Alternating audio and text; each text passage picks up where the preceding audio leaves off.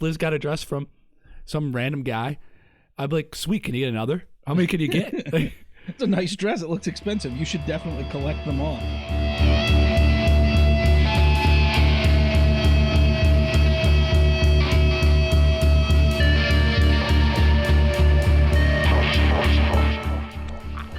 It's so good. Okay, welcome to the newest episode that we've created of the What a Disaster podcast, right? Right. That's what we're doing? The newest one, yeah. I'm your host, Gregory Allen, and today we were expecting a Liz Bador, but I only got a Richard Sawasinski. Maybe we'll give her a call if she's around, see what's going on. We watched a movie this week. Man. Yeah. But I guess first and foremost, we should make sure everybody knows that you can go to Podwad on Twitter. Yeah. Wad Podcast on Instagram. You can hit us up on the Facebook, all that good stuff. Yeah. Give us a call. Yeah. If you guys 209-781-9113. Yep, that's our phone number. Yeah, if you can guys want text to us. talk to us, send us feedback. Yeah. You want to be on the show, send us feedback. Yeah, we'd love to have you. Yeah. You seem really great. I really like you. Yeah. Your hair looks good. Yeah, you're very presentable. Maybe if we did video stuff, you could be in that. I know you're a little self-conscious about that outfit today, but you put the work in. You look great in it. I mean, the outfit on anybody else would not work, but you pull it off. Yeah. So I just want you to know, you look, yeah. And just remember the bar at night, the lighting is low. Exactly. So, yeah. This is like the second episode of our third season. This is the second episode of our third season. I don't think we've done anything for a little while. We took a brief hiatus. Oh, the MCU burned us out. It killed us. It really did. The MCU snapped half of our energy. Yeah. And then Greg and I, we get really excited about reworking the show. So we've been reworking the show. And then we ditch half the ideas that we worked really hard on to rework the show. And that's the way that makes the most sense. Yeah. So we finished up the journey through the MCU. And now we're going to go back to the 1950s, right? To watch the movie Morning Departure.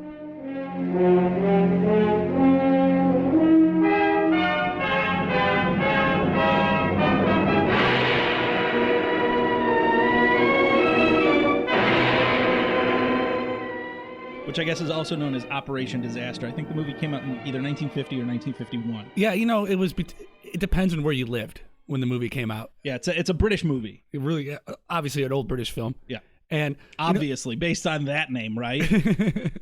Well, is that anything but British? You said 1950 too. Yeah. Morning Departure. I think there were no movies in America in 1950s. No.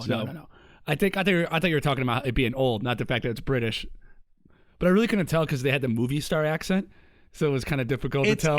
It's a mix of American movie star accent. That has a name, and I can't remember what it is. We're gonna do a Greg. We're gonna hear a C. Yeah.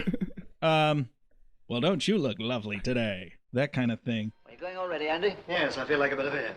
Oh, he's got a hangover, if you ask me. Out of the town he was last night. What, Andy? And you engaged to be married? Huh.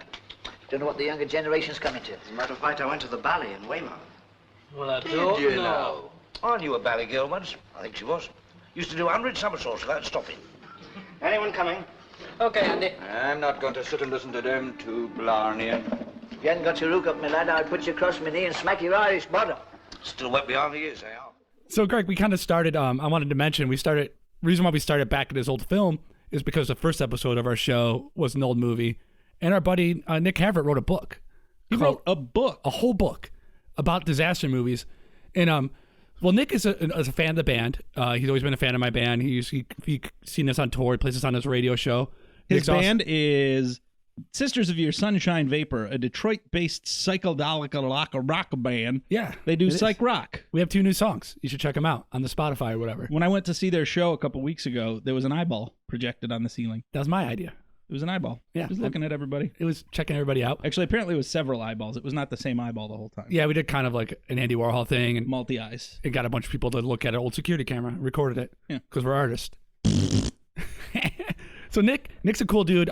He also is a comic book artist. He makes comic books for adult movie stars. He's a detective? And he's a detective, yeah. He's one of the most prolific people I ever met.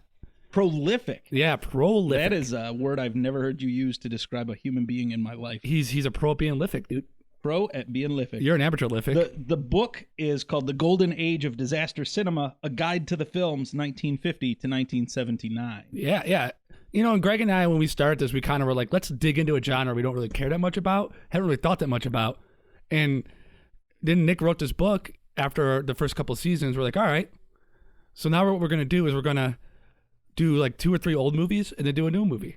Yeah, So it sounds good to me. Yeah, we're going to work through this You didn't book. run this by me. This is all being sprung We talked on about me. this. We never We had never, long not once. conversations. I called you at night. He's had long conversations with the air. Yeah, I mean, you.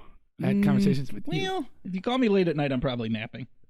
You just put me on speakerphone and go like do some chores or something. Exactly. Yep, sounds good, Richard. You just put me next to like a boom box. But yeah, that's the book goes, as it says, as the title implies, kind of the golden era of disaster movies, which started in the 1950s, very early 1950s. 1950, according to the title. Look at that. Yeah, very. And runs through 1979. So it avoids the 80s, which is the most important That's decade. 80s was action schlock golden age. Like that was Yeah. Arnold Schwarzenegger being Arnold Schwarzenegger. But it's also when we were born, so the best decade. No, my 80s kind of stunk. I think we've had these conversations before. Those get personal. 8-year-old Greg was really deep in the cocaine scene. Oh God, Cocaine and new wave. I used to sell lemonade just so that I could get a bump. I was Right. 7, 8 years old and work in the corner with my lemonade. 10 And glasses for just a sniff, huh? exactly, I could get maybe 5 minutes worth of good stuff. Yeah. The Devil's Powder. Yeah. Anyways. So today's movie, Operation Disaster. What was the other title? Morning Departure. Morning Departure, because they left in the morning. Because it was the morning time when they left. That's the flick. It was 1950, 51. It was the 50. It said 50 in Nick's book, and we're going to say Nick knows. I think it said 51 in Nick's book and 50 in the elsewhere that I've seen, but that's all right. Doesn't matter. 50 or 51, depending on where you live. That's Who all you that are. matters. Depending on whether or not you like truth or lies. Yeah. Yeah. Just let's be real here for a minute. You suck. That outfit does look terrible, and we were being nice earlier. Yeah. Sorry. That outfit will look terrible on anybody, but it's especially bad on you. It's like you didn't even try. I know. I Who mean, is you haven't this? bought any new clothes in like 7 years. You just dug it out of like All the right, boom. bottom Challenge drawer. question number 1. Let's get started, Richard. The British film Operation Disaster. Nick opened his book with this film, which was directed by Roy Ward Baker and written by W.E. Fairchild and Kenneth Wallard. Richard, there's 30 seconds on the clock. Break down the plot of this movie for me. A bunch of very, very serious men get into a very, very, very small tube where most of them die. That was like 8 seconds. Oh, and you learned a lot about their lives before they died, so Okay, that so you you- could feel really good about it. All right, so 20 seconds in. Yeah, that's about right. That's a fair assessment. Greg, 30 seconds on the clock for you, buddy. Break down the plot of this movie. All right, so what we did was we learned that there were several people, 53 people passed away, 65 people got on this ship. So this is a submarine, was going out for a test of its new like snorkel system. Had just gotten installed. They're not doing any crazy military stuff. They're just going for a quick spin and then they're coming back. And it picked up an old World War II mine and fucking killed 53 men. And then the Immediately. remaining people were stuck in the amidship section of the submarine and were waiting to be rescued, basically. They were stuck on the bottom of the ocean. Basically a Thursday afternoon for me. Yeah, pretty Yeah. much. IMDb in these old movies has the most like lazy descriptions. The crew of a submarine is trapped on the seafloor when it sinks. How can they be rescued before they run out of air? Badly. Yeah. How can they? How could they possibly? How could they do that to them? Why is IMDb asking me? You know they have what? the whole movie in front Exactly. of You've got the damn plot. This is presumably you're just gonna leave it on a cliffhanger like this. them. So listen, if you're trying to find this movie, good luck. We'll do our best to describe it for you. We spent a lot of money on it. If you find it, honestly, it was a pretty good movie. I would say, better than I was expecting it to be. It didn't overextend itself for what it was trying to be. We can talk toward the end of the episode. We'll get a little spoilery, but there were some things that were kind of obvious. Yeah, but there's some greatness. What I like about classic cinema is they don't always end a film the way you expect it to, because they just end it the way the writer wanted to end it. Yeah. And so the ending of this movie is a little strange. So normally Richard has like all the people that are in the movie. Yeah, I didn't. I forgot. I meant to do that 6 times and I didn't. Let me go back. I'm gonna rewind here in the book because the book has it for me. John Mills is Lieutenant Commander Armstrong. Nigel Patrick is Lieutenant Manson. We got various people, but the most important thing here is Richard Attenborough plays Stoker Snipe, and he is also Hammond from Jurassic Park. Which I did not even realize him. He's a baby in this. Yeah. Oh, he's very young. Probably for sure. 20, 22. He plays at most. a mechanic in the movie. Yeah, and a bitch. That's a very kind way to describe a person. It wasn't. I didn't mean it to be kind. Hmm. Mm-hmm.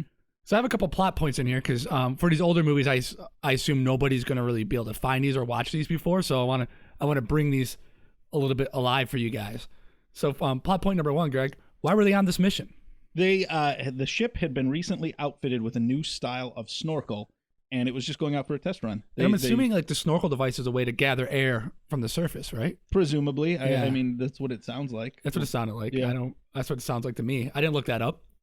I mean, it's a fair assessment. And Kind of- maybe the snorkel for the periscope, perhaps? Oh, okay, yeah. Maybe But- that's when you raise a periscope, it also brings air in. What I find not interesting about that Okay, is tell us about the boring stuff, please. they started this movie with, the whole reason we're even in this stupid fucking submarine that most of us are going to die in.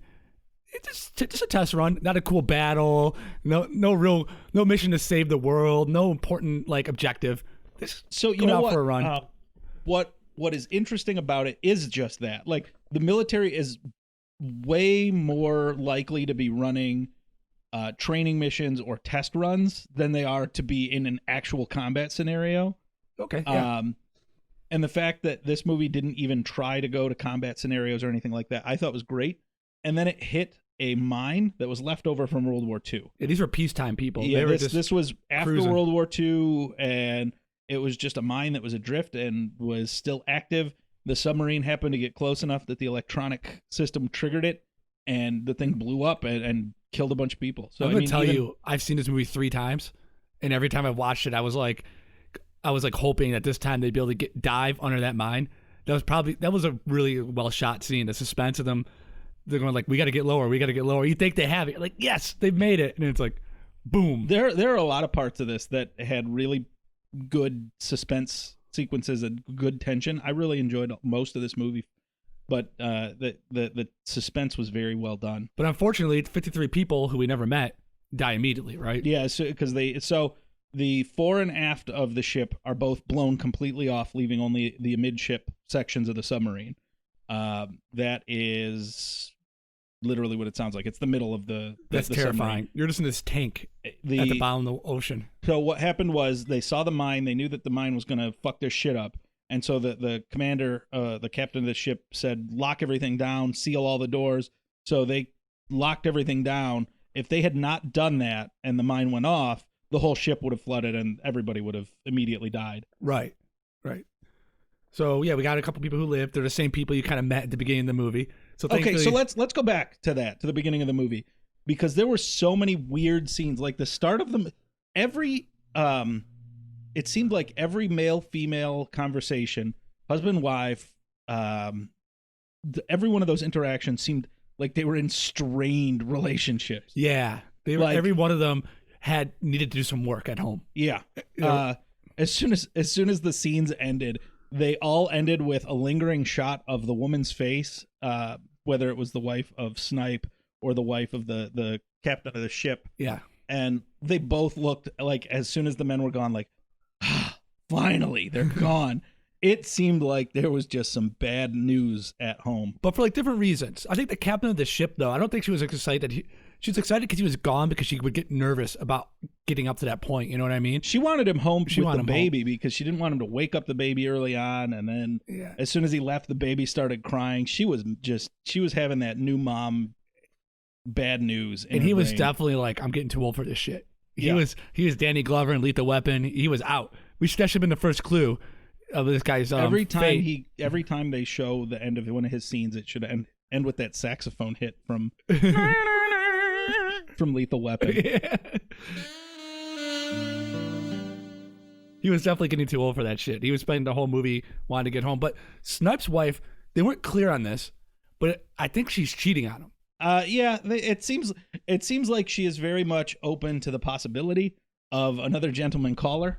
She's going out dancing, and Snipes not into it. He wants to stay home. I get it. Yeah. I'm that guy. Everybody has that kind of night. I don't want to go out every night. But then she also had gotten like a dress as a gift from some dude. Oh, yeah, you're right. Yeah. Things aren't good in the home front. Things He are was like, rocky. How much did you spend on that dress? Oh, it was a gift. From who? A guy. And it was That's just, normal. Yeah, That's completely totally, normal. yeah, absolutely normal. I'd be completely okay with that. I would be fine. If Liz got a dress from some random guy, I'd be like, sweet, can you get another? How many can you get? Like, It's a nice dress. It looks expensive. You should definitely collect them all. yeah, it's like going to the bar. Somebody tries to buy her a drink. She's like, that guy should have bought me a drink. I'm like, Free drink. Just don't Okay. go home with him, and I don't care. so the kind of last plot point I wanted to discuss. So all you really need to know is they spent 20 minutes getting to the point to where this submarine's just a giant rock, a capsule at the bottom of the ocean. Yeah, it's just a people pill. And the captain is a brilliant man and puts together an escape plan immediately. But during this process, Snipe is losing his shit. He doesn't want to die in the bottom of the damn ocean. Yeah, it turns out this is like Rain on his wedding day. This is too many spoons and all I needed was a knife. This man was terrified of being in a submarine. He was Yeah. very claustrophobic, and now he's going to die in one. Actually, let's touch on that. That submarine did not look nearly as claustrophobic as I expect a submarine to feel. I think it was a little bit, the ceilings were a little high. Yeah, it seemed like it just did not seem like there were people struggling to move around in there. Little too ironic. And yes, I really do think. Yeah. So Snipe was kind of a shithead throughout the thing, and nobody liked him, and no. he knew nobody liked him, and He was he didn't whiny about he that. didn't put any effort into making people like him. I don't have any friends. Well, I'm a baby. I'm like Snape, but more Snipey. My girlfriend hates me.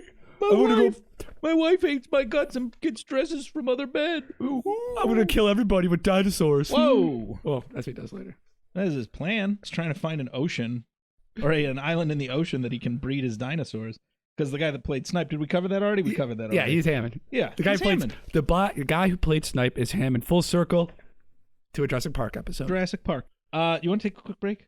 Yeah, we can take a quick break. We're gonna take a quick break. I don't know how much time we spent recording. Do you have a timer?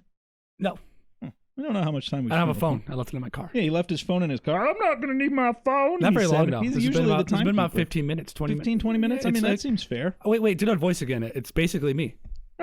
Just where's my phone? I don't use my phone, so I'll just leave it in my car. Now say, I'm sorry I'm late. I'm sorry I'm late. Traffic. Traffic, you know?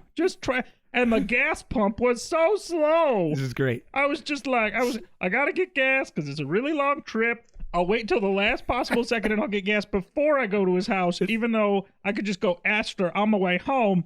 It just makes way more sense to delay this even further. So I'm gonna do that, and then I'll be there. I'll probably grab a snack, and then I'll head over, and that'll be fine. This is spooky. Like after this, can we call Liz? This is just Richard and Richard. Welcome to the Sawasinski Hour. This is Richard. We're gonna go take this quick break, like Greg said earlier. Oh, you're gonna call Liz. We're gonna call Liz. We're gonna You're call Liz. She freak won't her even out. know that it's me. She'll think it's Richard. All right, bye.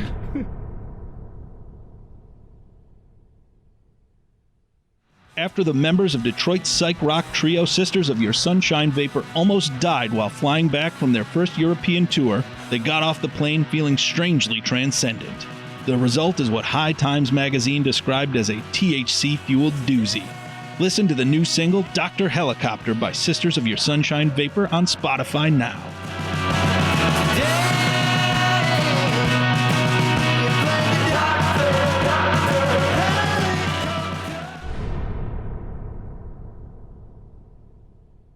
We're back from a break. Welcome back Woo! to...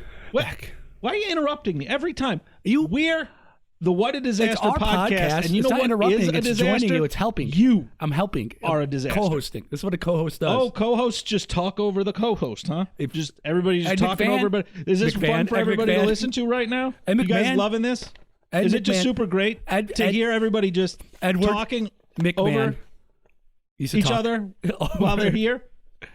Is this good listening? Is this good You radio? guys great? Are you having a good time? I'm having a great time. I'm having a great time. Our This is listeners great. aren't. They're I'm glad the I came problem. over today. I'm glad we did this. Yeah, This is you look excellent. great, Richard. Have I Thanks. told you that? You look Yeah. terrific. It sounds like it. Yeah, nice Yeah. pants. Can we get on with this? Are those corduroy made out of real corduroy plants? Yeah, I made out the South African indigenous corduroy. Why don't we move on? Why is everything about race with you? Anyway, welcome back to the What a Disaster podcast. We're talking about the 1950 disaster movie Operation Morning Departure. Operation Disaster. Morning Departure. In the prologue to this movie, they mention there's a dedication to, and like they considered the fact that this came out at the same time as another nautical disaster at the time.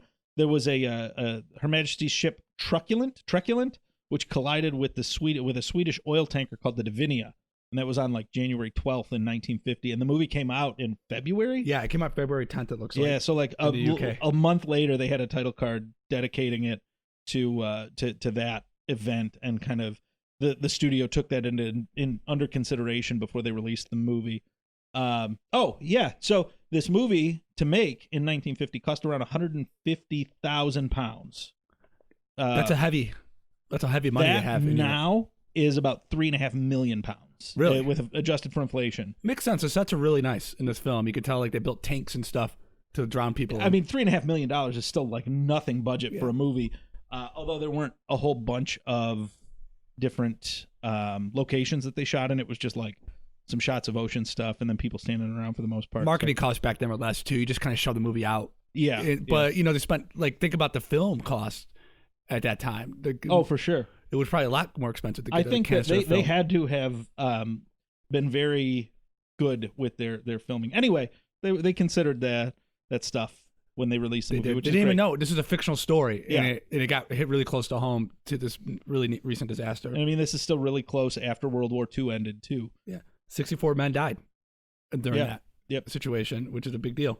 And their submarines from then on all started putting lights on their submarines called Truculent lights, Because named after the HMS Truculent. it's way easier to not collide into something if you can see it. Yeah, if It was it's the not real dark. clue they had. That's what they learned, or takeaway from that scenario.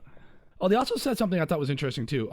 Yes, are you talking about the fact that they kind of ensured that to the audience that Morning Departure did not exhibit the latest developments in submarine escape and salvage? Yeah, they're basically saying, listen, we probably could have saved these guys in the real world. If it had happened now, Yeah. like actually right now, it would not have happened this way. Is more or less what they were saying. We have our thumbs up our asses, but not that far. Right. This is a work of fiction, and you should take it as such. Even though it didn't feel like a work of fiction when you're watching it. It felt like they were telling the story. So, yeah, they did not have modern salvage techniques. I mean, the submarines, it was one of those, it's like an early generation of as far as submarines are concerned. And so they clearly weren't considering the easiest ways to pull them up. And it's unfortunate, but sailors were the ones that learned the hard way that we don't necessarily know how to get you out of them once they've sunk. I mean, that's why, that's one of the things, what was the main guy? Oh, Snapper? Snipe. Snipper. That's the one thing like Snipe was saying is they go, well, why'd you take this job if you're claustrophobic? And he's like, well, it pays more. So they paid these guys extra to take this dangerous mission because they don't have at the time I'm presuming at the time they didn't have a good way to get them out of the ocean. Right. Like, and he got yelled at they got chewed out for Right. even saying that. It was pretty good. Yeah, it was pretty funny. The commander yelled at him for it, which is good because he needed to be yelled He at. needed to be yelled at. It taught him a lesson, I think. He really came around later on in the really movie. important lesson that He'll was carry it forward. lasted. I think he carried it the rest of his life. A man in your conditions got no right to be in a submarine. Why did you volunteer? I needed the extra pay, sir. You needed the extra pay. Do you know why we're getting that money? Because we might have to cope with an emergency like this one. And the first time it happens to you, you decide to risk the lives of your shipmates to save your own miserable skin. It's a pretty rotten kind of a bargain, isn't it? You're useless to me and a menace to everyone else on board. Now get out. This is one of the parts I thought was kind of interesting in this movie because the captain was really organized about how we were going to escape. He was like, all right, we have 3 chambers left. Yep. And we Well, have 2. Oh, you're right. 2 chambers left. And we have these these rebreathers. It wasn't scuba gear. It was like this, like I don't know what you would call it. Basically, emergency evacuation kits for getting the hell out of submarines. Yeah. And he was like, "We'll do 4 men at a time, because there's 12 of us, and we'll do three sets. The first Right. 4 men will go in this one chamber. We'll flood it, and you guys will swim up to the top." Which I'm not sure if they had to worry about the bends at that depth. Even if you did, it's better than dying in the bottom of the ocean. Right, I'd Like, rather if die you on the have two surface. choices, Yeah. slowly raising yourself up to the surface of the ocean or dying at the bottom of the ocean, which one are you going to pick? Right. Well, I'm gonna, the one where I don't die. I think, unless you're up there waiting for me, and then Can I point out, though, nary a shark in sight in this movie, which is great. They Yeah. had not yet gotten to the we need everything against these people point in filmmaking. that's a good point. The people who actually left, the sailors who actually did escape, They got out. They weren't like- no problems with their escapes. They all survived. they were like, you didn't even get to see them survive. It was presumed. They weren't like, all right, here's 3 more obstacles for these guys. And the camera, if it was a modern movie, the camera would have switched to the ocean where these guys were fighting sharks with their bare hands. Yeah, and- it would have been just silly. There would have been illusions, and there would have been, it would have been obnoxious. Someone would have had a flashback about their kid waiting for him at home, and which would have helped them gather the strength to not drown and swim up to the light. It would have been a very intense moment. Somebody with a broken leg would have swum up to push somebody the last few feet and then get eaten by a shark. Yeah, he sacrificed himself for the hero. Yep. Or knifed a shark from behind at the last moment, man. like a guy we thought was dead. I think we're already describing a better movie. I don't know if I'm complaining or lamenting that I wish that something happened. It could be both. We can do both. Right. It's fine. Yeah, We're just gonna make a movie, I guess. those guys just escape, and then they give another 4, and those guys escape. And they told Sniper originally was going to go out with one of the early crews. Yeah. So there were 2 groups. The first group went out, and everybody thought they had enough life jacket things to evacuate everybody that was on board. Mhm. And what happened was the captain found out that during the blast, a number of their emergency kits were destroyed and were not usable. So they had 12 people and only enough vests and gear for 8 to get out. Yeah. First group went out, and then the captain and the second group, the rest of them were there, and the captain's like, well, we're just going to draw cards. Right. Whoever gets the highest cards, the 4 with the highest cards, they're the ones that are going to escape. And it is a really good, admittedly, everybody could have just said, all right, 1, 2, 3, flip instead, but they did them one at a time to help build this tension. And Snipe and one of the other crew members both got jacks. Right. And so it was a tie for who was going to be leaving. And Snipe was freaking out like, well, why shouldn't I? And he was just being a total dick. It's not fair. It's not fair. And he ended up losing on the last card. Nobody likes me. And ended up sending another guy up. And as they were preparing, he was freaking out. And the captain was like, would you trade spots with Snipe so that Snipe just gets the hell out of here and doesn't cause anybody, because if he's freaking out, he could hurt other people, hurt himself, cause more problems with the mission. For sure. They're going to be down there it could be days. As they're trying to climb out, Snipe's like, I can't leave, my wrist hurts, and made excuses to stay on the ship and sent the other guy out. Because one of the other guys tackled him earlier because he was freaking out. He kind of like grabbed him, pulled him away, and he was like, "Oh yeah, I hurt my wrist when I was doing that. When I was freaking out." hurt my wrist when I fell. But you kind of find out later on, like his wrist is fine. Yeah, he was just being bullshit. He realized he was being a shithead and let that guy go. He felt bad. Yeah. It was a redemption arc. Yeah, pretty much the only redemption arc in the movie. And we had the highest stakes of the game War that I've ever seen in my life. Right. It was like, all They right, didn't 2 even cards play down, War. 1 card up. Yeah, they should have played Real War for that. Like that card game I haven't played War in a long time. But yeah, that whole sequence was really good. They flipped the cards one at a time, obviously, to build the tension, because in reality, everybody would have just been like, all right, flip them, and everybody would have flipped at the same time. I was really worried I was going to have to hang out with one of those strangers for the rest of the movie. I was like, I don't know any of these other guys. Right. Like, None of the people that we were introduced to at the beginning of the movie. yeah, I didn't want to have to get to know somebody else. Not at that junction. I was already invested. 20 minutes left in the movie. Nah. We're going to give a Ricky quiz here. True or false, Richard? Submarines are a 20th century invention. False. That is correct. It is false. Submarines have existed since at least the 16th century, or at least the concept of them. So, how about that? I know that they had submarines in the Civil War, because there's some weird piece of trivia that I keep hearing about from that. I know that I read, was it 20,000 Leagues Under the Sea, 10,000 Leagues Under the Sea? What is that? I don't know, 50 million leagues.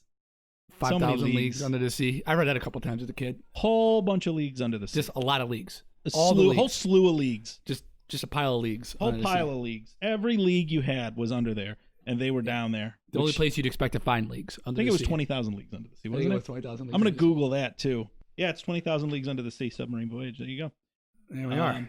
That movie came out in 1954, the original one. Did it really? Yeah, 4 years after this one. Oh, How about them apples? I think the book came out in like 1890 or something. Yeah, the book is old. It was published in 1870. Mm. So there you go. Julie Verne. One of my favorite 1800 authors from the 1800s. Let's bake a break into this episode right here. Yeah. We're going to bake it. We're not going to take a break. We're going to bake a break in. You're going to think there's a break, Doesn't but in seem like we're reality, gone. Yeah. I'm not even going to stop talking. I'm just going to go immediately into the next phrase, which is Rules for gallant submarine commanders. Be able to do everything that your men can do, and that includes frying eggs. I'll cook my own. Go and shave that beard off, it scratches. How long have we got? The boat leaves at 7:30. I can never understand why the Navy always insists on doing everything at the crack of dawn. The sea's there all day. It impresses the taxpayers. You know, you're wrong about that beard. I'd look pretty sensational. Don't shout. What was that? Don't make such a noise, you'll wake the Sprague again. Oh, sorry, darling. there are spoilers that follow here. Yeah. This is beware. Greg, I feel like you're allowed to take the spoiler room from Here every be horror movie because you spoilers. made it up. You know what? It's not my room. It's not your room. That's their room. It's their room. We don't need a spoiler room. But like, Besides, spoiler room is appropriate for it's like a boiler room, but spoiler room. yeah. There's a play on words. It was why I said Oh, because boiler room's scary. yeah. Boiler rooms are usually considered scary. If Freddy Krueger hangs out in the boiler room. Yeah, he lives like in a dies deads. He deads in a He deads. He deads in deads a- others in Yeah. the boiler room and himself. yeah. So we're not going to call it a spoiler room. We're going to call it the spoilers The spoiler section cave. of the podcast. A little longer phrase, but still just as effective in We're- conveying its meaning. Yeah, let's finish the movie and then we'll just digress. Yeah, we'll digress the Digressy shit out of high. it. So here comes the spoilers for the movie. After that, stick around and you can hear us talk about other bullshit that we're excited about. Because I think that's the most exciting part of my day is being able to communicate with a human being that's not like 6 years old or younger. So not me, your audience. Yeah, my audience. Yeah. So everybody gets out. The first 8 people escape the ship. And the plan was to flood the main part and escape with the extra vests, but those did not exist. Yeah. So now those last 4 people are stuck in the ship waiting for them to salvage it, pull it out of the ocean. They didn't even try to fix those vests. They didn't even pull them out to go like, Dude, maybe. they were shredded. Like, they how? showed them. They were just ripped to You shreds. think mice? No, from the explosion. Oh, They from the said that, explosion. I yeah. didn't even catch that because the scene that room seemed fine otherwise. Right. No, they would. There was a mine that blew up and killed a bunch of people. I don't know if you caught that at the beginning. Yeah, some people died, but that room was fine. It just- 53 people died, Richard. yeah, some, But here's where we find out that in actuality, 57 people died because the last 4 people did not get out. So they started salvaging them. You get your hopes up because they're like adding air hoses to get fresh air circulating down in Yep. the ship. And The whole time they're just hooking it talking up and to hanging out. they're just hanging out. They're talking about what they're going to do. They're talking about their futures, what they're going to do with themselves, their lives. the And- captain's really giving it. I don't remember that one guy's name, but he's just really giving him shit for saying "blimey" too much. Oh, and the second in command got sick. From what? He just got sick and died. Like, he had some sort of illness. He fell ill and was laying and coughing and had pneumonia or something. I think he said Stuck in a- he had just gotten over pneumonia or something, and like all this kind of like brought it Yeah. back. He just dies from he's lack just of oxygen. fucking died Well, down no, there. there was a gas leak. He was already sick, but then he was sitting in this bunk, and there was like a gas leak right above Oh, carbon that's monoxide right. leak. Yep. And he Yep. was in this like carbon monoxide pocket, and he he was- just died. Yep. He died. I had Forgot to about that rewind part. it 3 times to figure out what happened Yeah. because I was like, wait. He was sick and then they put him in a place that was making him sicker, and then he fucking died, which sucks. So there's down to 3 now. Yeah. But Snipe was helping him the whole time. That was part of his redemption arc. Is now he's just helping this guy. Yeah. The guy who had to drag him off earlier. Yeah. So they got this done. They got hooked up to the ships. They started hoisting them, and then a storm rolled in. And rather than risk the lives of the 2 ships that were above, they took metal cutters and they were like torches and cut the cables that were holding the submarine up and just dropped it back in the ocean. They just dropped it back in. And there's this like other guy involved in all this. He was You remember him? There's this whole other guy who was from like home base or whatever. Yeah. And he knew these guys. He was like, oh, I have to go and help. He shows up. He does nothing but look disappointed when he can't rescue him. That was his whole job. Was Yeah. like, what do you mean we can't get him? It was like there are two things that can kill you. It's luck and the sea. And luck is enough on its own, but here it was, or I'm sorry, luck and bad weather. Luck and bad And weather. they had bad luck and bad weather. And so they had to drop him back into the ocean, which left the last 3 survivors Blarney. just dead, Blarney. gone, which is unfortunate because I really wanted those guys to live at that point. I I want to was say not expecting that. no, because you hung ending. out with him for a while, and the captain's like was kind of a dick at first, People but he that got way fucking nicer. the people that died were all the people that we were introduced to at the beginning All of the the movie. people who had more than like 2 lines of dialogue. Yep. Yeah. If they got character introductions at the movie, they died at the None end. of them survived. Not one. Nobody lived to tell their story. What's with the fucking guy with the bird? the Blarmy guy? the Yeah. one that like had he was holding a pigeon in his vest and feeding it, and he was like, "I'm gonna release it when we're out in the ocean." Somebody else gave it to him, and he like somebody else was going to do that, and he took it from him because you're going to get in trouble. He took it from him and ended up having to keep it, so he took the blame for somebody else's issue. But that guy died, so he felt bad about it. So he was like, "Oh, I got his pigeon." So he opened like right before they were about to go under at the beginning of the movie. He like climbed out of the hatch and let a bird out, and it was like, "This is a submarine, not an aviary." And made him go write it in his report because Yeah. he's a dick. He's like, "Blarmy, Captain." Blimey! Cool, I just thought of something. If old Nobby hadn't been sent home, he'd have come out with us. And then he might never have... Blimey, what a thought. Higgins, that's the 5th time you said blimey since we started eating. If you can't speak without saying it, for God's sake, keep quiet. So they died. It was sad. It was You just it just fade to black while these guys were just sitting there like hanging out. it was very just like matter of fact. I hope they and finished that whiskey. At one point, Oh, they do I- open that whiskey, yeah, and he's like, "They better finish that whiskey." The one guy wanted to drink port. He was like, "Ah, look at me drinking port like I'm an admiral." Like, I'm an admiral, Blarmy. Blimey! It was pretty good. I liked all the characters for the most part. I was like, except "Ew, for- port." like I liked the characters I was supposed to like. And I Oh, it wasn't didn't like whiskey the though; ones it was port, right? No, I no, got- they had whiskey and port. Okay. The guys were drinking whiskey, and he was like, "Can I drink port instead?" Can I be port captain? I'd love some port. And these guys are all British, so they Sound just like this. so, I mean, yeah. Overall, though, I really liked the movie. I would tell people to watch it if you could find it. Yeah. Good luck. It's a scavenger hunt. Oh, you know what we didn't talk about was our Halloween festive beer. Yeah. It's nothing to do with submarines and death, No, but it's spooky. it's really good. So I went to Trader Joe's, and they had these Howling Gourds pumpkin ale. It's like a seasonal item for Halloween, and I was like, it's probably not very good. It's like 24 IBU, 7% alcohol, which is a lot. I feel like for a beer, yeah, for the most it's part. more than average. 5.4, I think. I opened it and smelled it, and it smelled like pumpkin. Yeah, it's like somebody murdered a whole pumpkin. Yeah. Threw it in here. Took my first drink, and it tasted like pumpkin pie. I was pleasantly surprised. Me too. This It's is delicious. definitely a drink it from me. It's a drink it for me. Delicious beer. I'm gonna probably buy more of these. Well, there's the end of our disaster movie section. Wait, what do you review it at? How many? Wait, I'll go first. The Richter scale. Oh, the Richter scale. We haven't done this scale. What's the? Oh, yeah, the Richter scale. we don't do it for the MCU. We haven't 'cause done it the was Richter unnecessary. scale. Yeah. Oh, the Richter scale. Yo, the Richter We scale. haven't done the Richter scale in a while. Oh, Oh, the Richter scale. the Richter scale. So what are you doing with this? What'd you like about it? What'd you hate about it? How many points are you going to give it on the Richter scale? It's hard with old movies because I can't take them out of context. Yeah. I just see the art and like the where stuff started, and I see like we're all learning to make films, and this is like you're seeing that process firsthand when you watch a movie like this. Right. So I reviewed it almost at a curve. If it was like today, I'd say, "Oh, this is a boring, stupid movie. Nothing happened."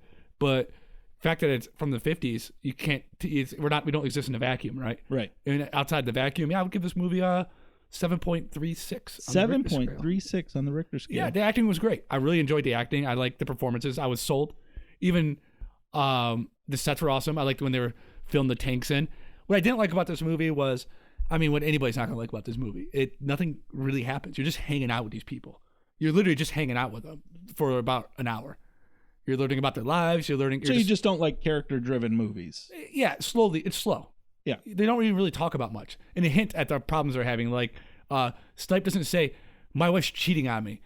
She goes out dancing a lot. It's a very British way to handle. It's a very British way to very, handle very things. English way to handle their problems. Was Yeah. just you say it, but you use the words surrounding the problem instead of nailing it down. It's implied, and Yeah. you have to be smart enough to see what he's referring to. Right. What do you think, Greg? Would you get this on your Patton scale? I would give this right around the same, like a 7.5 on the Gregster scale.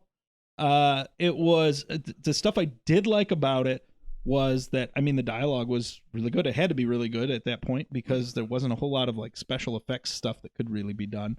The sets all looked really good. Like I said, I didn't feel as claustrophobic as I would have expected to feel in a submarine, but I don't know if that's just kind of how they were in the 50s or not. So I'm not sure. Yeah, it would be hard to film in something that would back then probably too. Like round. I always thought sub would have like rounded walls a little bit more, and like you'd feel like a little more squished.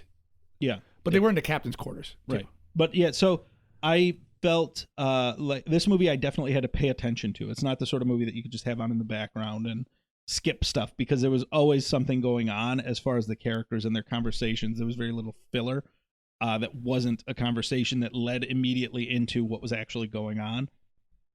And they didn't really change tone, right? Cadence. He had to really listen. Like Right. when the first mate got sick, it was hard to kind of figure out what was happening there. Yep. Like what was causing And it was a struggle too because they had accents that I do not hear very frequently and were using terms that I might not be familiar with. What I didn't like about the movie, it was black and white. Did you I was know going to that? say, yeah. Why didn't movies come out in color? I couldn't find a color version So- anywhere. Maybe it was just a version we found. Honestly, there aren't a whole lot of like solid gripes that I have about it. It just, you're right, it was a little slow. And it wasn't as action heavy as we're used to.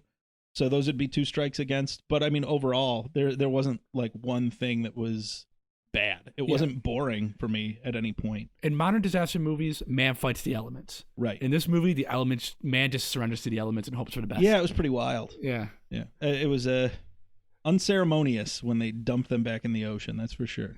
Imagine like The Rock playing the captain now, but all the same things happen. They're just what a I would waste of love muscle. that. Yeah. I'll just pull this cable up and pull him up myself. That's what would happen. The Rock could pull up this entire ship. His hand's bleeding, but he's doing it. Yep. Heroic music. He'd His just gotten daughter's- shot in the leg. His daughter's standing by watching Doe-eyed. with her boyfriend, who's not anywhere near as strong or as Right. impressive as The Rock. We've seen that movie, And right? then he runs up and grabs the cable to try and help, and they make eye contact for a second.